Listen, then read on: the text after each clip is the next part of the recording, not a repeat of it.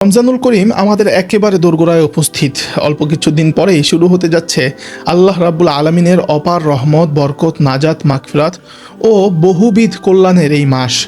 বর্তমানে নির্বাচন কেন্দ্রিক আমাদের মাঝে যে উত্তাপ, উদ্দীপনা ও আগ্রহ এবং কৌতূহল বিরাজ করছে, এই কৌতূহল বা উদ্দীপনা যেন আমাদের রমজানের আসল প্রস্তুতিকে ভুলিয়ে না দেয়।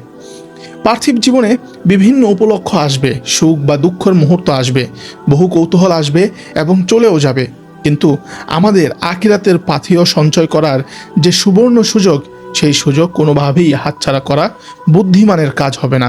নির্বাচনের আমেজ ও উদ্দীপনা সমাজের অংশ হিসেবে আমাদেরকে স্পর্শ করাটা অস্বাভাবিক কিছু নয়, কিন্তু অস্বাভাবিক এবং দুর্ভাগ্যজনক হলো যদি এই সাময়িক উদ্দীপনা আমাদের স্থায়ী ও অনন্তকালের সুখ এবং নিয়ামত লাভের পথে বাধা সৃষ্টি করে কিংবা আমাদেরকে আত্মভোলা করে দেয়।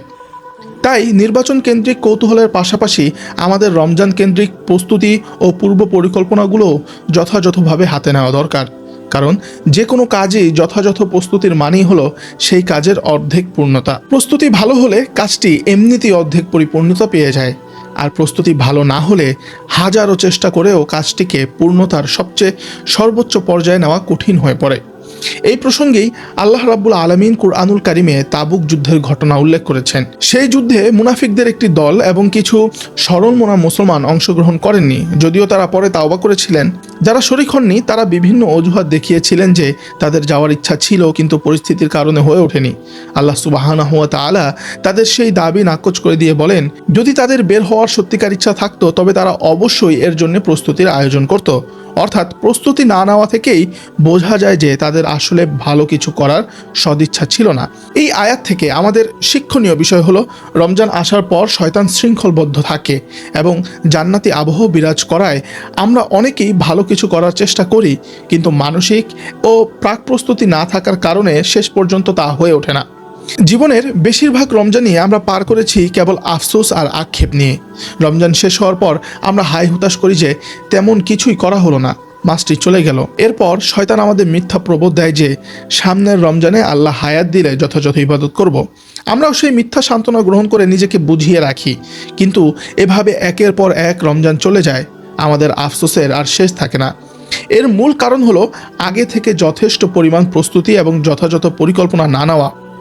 ইসলামের ইতিহাসে সোনালী যুগের স্বর্ণ মানবেরা অর্থাৎ আসলাফ বা আমাদের পূর্বসূরি সাহাবী, তাবেঈ এবং তাবেঈরা ছিলেন এই উম্মতের শ্রেষ্ঠ অংশ এবং আমাদের মডেল। রমজানকে ঘিরে তাদের একটি সাধারণ সংস্কৃতি ছিল। তারা রমজান আসার 6 মাস আগে থেকেই মানসিক প্রস্তুতি ও যাবতীয় উদ্যোগ গ্রহণ করতেন এবং রমজানের অপেক্ষায় থাকতেন। আবার রমজান মাস চলে যাওয়ার পর বাকি 6 মাস ধরে তারা রমজানের করা আমলগুলো কবুল হওয়ার জন্য আল্লাহর কাছে দোয়া করতেন। এভাবেই তারা পুরো বছর রমজানকে ঘিরেই কাটাতেন। কিন্তু আমাদের দুর্ভাগ্য, রমজান দোরগোড়ায় চলে আসার পরেও আমরা নির্বাচনী ব্যস্ততা ও নানান কৌতূহল নিয়ে এমনভাবে মগ্ন আছি যে রমজান আসছে তার কোনো আলামত বা ছিটে ফোটাও আমাদের মানসিকতায় এবং জীবনাচারে পরিলক্ষিত হচ্ছে না। অথচ সেই হাদিসটি আমাদের সবারই জানা থাকার কথা, যেখানে নবী করিম সাল্লাল্লাহু আলাইহি ওয়াসাল্লাম মিম্বরে ওঠার সময় জিবরাইল আলাইহিস সালামের দোয়ার সাথে একমত পোষণ করে বলেছিলেন, যে ব্যক্তি রমজান পেল অথচ নিজের গুনাহ মাফ করতে পারল না, সে ধ্বংস হোক। অর্থাৎ রমজান পাওয়ার পরেও যদি কেউ মাগফিরাত না পায়, এই সুযোগকে কাজে না লাগিয়ে নিজের পাপে ভরা আমলনামা ক্লিন বা ডিলিট করতে না পারে, তবে তার চেয়ে হতভাগা আর কেউ নেই। রমজানের শেষে যদি আপনি তৃপ্তির ঢেকুর তুলতে চান, আল্লাহর কৃতজ্ঞতা আদায় করতে চান এবং নিজের দিল থেকে সেই সাক্ষ্য পেতে চান যে আল্লাহ আপনাকে কিছু করার তৌফিক দিয়েছেন, তাহলে এখন থেকেই অর্থাৎ রমজানের যথেষ্ট আগে থেকেই আপনাকে প্রস্তুতি গ্রহণ করতে হবে। আমাদের সমাজের বেশিরভাগ মানুষের পরিকল্পনা থাকে যে যেদিন চাঁদ উঠবে সেদিন সন্ধ্যা থেকে তেলাওয়াত ও আমল শুরু করব, কিন্তু বাস্তবে তা হয় না। এর কারণ হলো, একটি মানুষ যেমন ঠায় দাঁড়িয়ে থাকা অবস্থায় থেকে হঠাৎ করে ঘন্টায় 15-20 কিলোমিটার বেগে দৌড়াতে পারে না, কিংবা একটি গাড়ি দাঁড়িয়ে থাকা অবস্থা থেকে হুট করে 60-70 গতিতে চলতে পারে না, ঠিক তেমনই ইবাদতের ক্ষেত্রেও গতি বাড়াতে হয় ধাপে ধাপে। গাড়ি যেমন প্রথমে ফার্স্ট গিয়ারে 10-15, তারপর সেকেন্ড গিয়ারে 30-40 এবং ধাপে ধাপে টপ গিয়ারে ওঠে, মানুষের ইবাদতের গতিও তেমনই। আপনি যদি সব জমা করে রাখেন যে চাঁদ রাত উঠলে শুরু করবেন, তবে দেখা যাবে হাঁটতে হাঁটতে 10 দিন চলে গেছে। দৌড়ানোর পরিকল্পনা করতে করতে আরও 10 দিন এবং শেষের 10 দিন ঈদের ব্যস্ততায় হারিয়ে গেছে। ফলে ফুল স্পিডে আর দৌড়ানো হলো না। এই জন্যই নবী করিম সাল্লাল্লাহু আলাইহি ওয়াসাল্লাম শাবান মাসের বেশিরভাগ দিন নফল রোজা রাখতেন। এর কারণ হিসেবে তিনি বলেছেন, রজব এবং রমজানের মাঝখানেই এই শাবান মাসটিতে মানুষ উদাসীন থাকে, আর মানুষ যখন উদাসীন থাকে তখন ইবাদতের গুরুত্ব ও সওয়াব বেড়ে যায়। যেমন সবাই যাকে সালাম দেয় তাকে সালাম দিলে আপনি সওয়াব পাবেন, কিন্তু সমাজে অবহেলিত ব্যক্তিকে খুঁজে সালাম দিলে বা দান করলে আপনি অতিরিক্ত সওয়াব পাবেন। ঠিক তেমনি সবাই যখন ঘুমে বা উদাসীনতায় মগ্ন তখন তাহাজ্জুদ বা নফল ইবাদতের মর্যাদা অনেক বেশি। তাছাড়া নবী করিম সাল্লাল্লাহু আলাইহি ওয়াসাল্লাম বলেছেন, এই মাসে বান্দার বাৎসরিক আমলনামা আল্লাহর কাছে পেশ করা হয়। তাই তিনি চাইতেন তার আমলনামা তখন আল্লাহর কাছে উপস্থাপন করা হবে, তখন যেন তিনি রোজা অবস্থায় থাকেন। একজন কর্মচারী যেমন চায় তার মালিক তাকে কর্মব্যস্ত বা সিরিয়াস মোডে দেখুক, তেমনি নবীজিও চাইতেন আল্লাহ তাকে ইবাদত অবস্থায় দেখুক। এর বাইরেও শাবান মাসে রোজা রাখার আরেকটি বড় কারণ, এটি রমজানের প্রস্তুতির অংশ। হঠাৎ করে রোজা শুরু করলে অনেকের শরীর খারাপ করতে পারে, খাদ্যাভ্যাসে বড় পরিবর্তন শরীর নিতে পারে না। তাই এখন থেকেই নফল রোজা রাখলে শরীর ও মন রমজানের জন্য তৈরি হয়ে যাবে। সামনের রমজান মাসে আমরা কি করতে চাই তার জন্য পরিকল্পনার একটি বড় অংশ জুড়ে থাকা উচিত তাকলিয়া বা আত্মশুদ্ধি। নিজেদের জাহান্নামমুখী যাত্রা থেকে জান্নাতমুখী করতে হলে দুটি উদ্যোগ নিতে হবে। একটি হলো তাকলিয়া বা নিজেকে মন্দ থেকে খালি করা, আর অন্যটি হলো তাহলিয়া বা ভালো গুণ দিয়ে নিজেকে সজ্জিত করা। পাত্র খালি না করে তাতে যেমন কোনো কিছু রাখা যায় না, তেমনি নিজের মন্দ অভ্যাস দূর না করে ইবাদতের স্বাদ পাওয়া যায় না।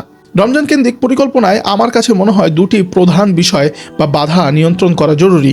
এই দুটি ক্ষেত্র যদি আমরা নিজেদের বিরুদ্ধে নিজেরা পরিচ্ছন্নতা অভিযান চালাতে পারি, তবে এই রমজান আমাদের জীবনের জন্য যে কোনো রমজানের চেয়ে ভিন্ন হবে। প্রথমত, আমাদের বর্তমান সময়ের ইবাদত ও পার্থিব বরকত নষ্ট হওয়ার অন্যতম বড় কারণ হলো স্মার্টফোন ও সোশ্যাল মিডিয়ার আসক্তি। রোগী হোক বা সুস্থ, সবাই স্বীকার করবেন যে এটি আমাদের বেঁধে রেখেছে। এখান থেকে বের হওয়ার জন্য প্রয়োজন অদম্য ইচ্ছাশক্তি ও সৎ সাহস। আপনি যদি পরীক্ষার জন্য বা অন্য কোনো কাজের জন্য নিজেকে নিয়ন্ত্রণ করতে পারেন, তবে রমজানের জন্য কেন পারবেন না? এই একটি রমজানকে যদি আপনি স্মার্টফোন মুক্ত বা অন্তত সোশ্যাল মিডিয়া মুক্ত রাখতে পারেন, তবে নিঃসন্দেহে এটি আপনার জীবনের সেরা রমজান হবে।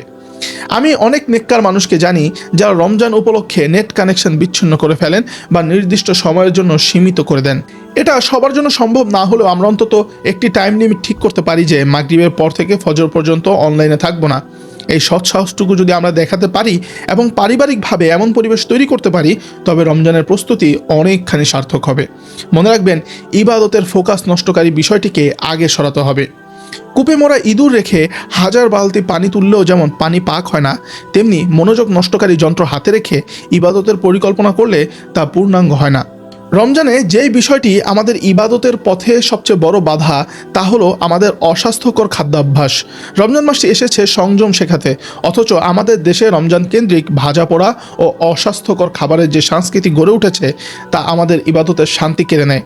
নবী সাল্লাল্লাহু আলাইহি ওয়াসাল্লাম বলেছেন, দুর্বল মুমিনের চেয়ে সবল মুমিন আল্লাহর কাছে বেশি প্রিয়। অথচ আমরা ইফতার ও সাহারিতে এমন সব খাবার খাই, খেয়ে গ্যাস্ট্রিক অ্যাসিডিটি ও পেটের পীড়ায় ভুগতে হয়। ফলে তারাবিতে দাঁড়িয়ে বারবার অজু ভাঙে, শরীর খারাপ লাগে, অথচ এটি অপচয় এবং স্বাস্থ্যের জন্য ক্ষতিকর। ইফতার মানে হলো নাস্তা, ফুতুর, অথচ আমরা সেটাকে 10-12 পদের খাবারে পরিণত করেছি। আসরের পর থেকে মা বোনেরা রান্নাঘরে ক্লান্ত হন, আর পুরুষেরা ইফতারে ফার্স্ট ইনিংস খেয়ে ক্লান্ত হয়ে পড়েন। মাগরিবের নামাজ পড়ে এসে আবার সেকেন্ড ইনিংস শুরু হয়। এভাবে খেতে খেতে আর রান্না করতে করতেই রাতের বড় অংশ চলে যায়। ইবাদতের সময় ও শক্তি আর থাকে না। ইফতার আমাদের সংস্কৃতির অংশ, আনন্দে থাকা দোষের নয়, কিন্তু সব কিছুর একটা সীমা রেখা থাকা উচিত। বড় বাপের পোলায় খায় বা রকমারি খাবারের পেছনে না ছুটে আমাদের উচিত পরিমিত ও স্বাস্থ্যকর খাবার গ্রহণ করা।